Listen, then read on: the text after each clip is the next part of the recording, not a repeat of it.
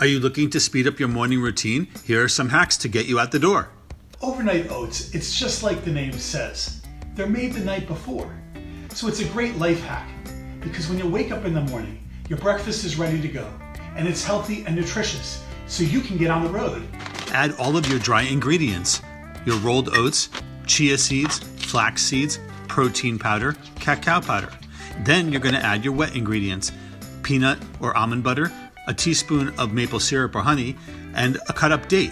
Mix it all together. Then you're going to put it in the fridge overnight. In the morning, top with cinnamon and then fresh berries.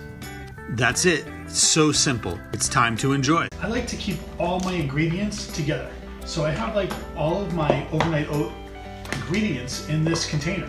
I have my oats, cacao, chia seeds, I have my vanilla, and Having my all honey. your ingredients So together speeds everything's all up the together. cooking process.